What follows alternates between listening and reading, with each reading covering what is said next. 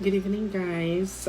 For tonight's dinner, I ordered seafood sa Zubuchon dito sa branch nila sa The Rice.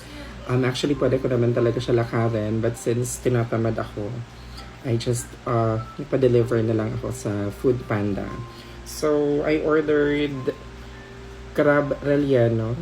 Actually, sobrang mahal niya para sa isang piraso lang. And then, I also ordered baked scallops.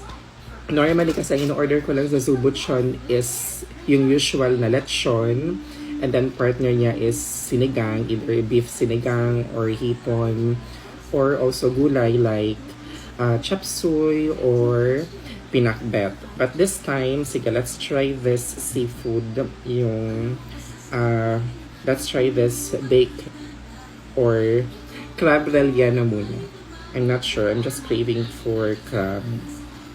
So, eto kasi, nahimay na siya. So, parang kakainin mo na lang siya. No need tanggal-tanggal ng mga shells.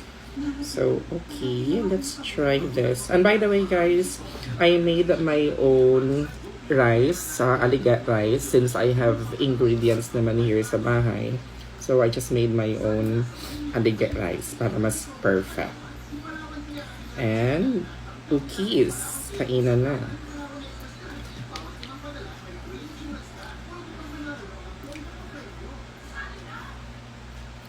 Sarap. Sarap.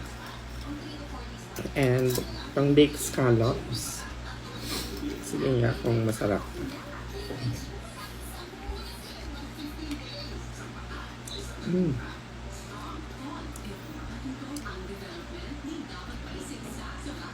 Ang sarap siya, promise.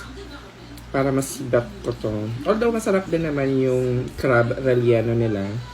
Pero parang mas yummy tong baked scallops. In fairness. Sa Zubuchon. Sarap.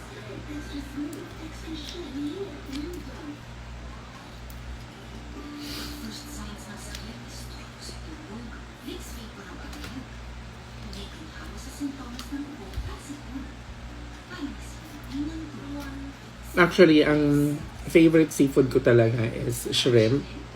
Yung niluluto ko sa Sprite na may butter or anything basta sa shrimp. Kahit sinigang na shrimp, gustong gusto ko siya.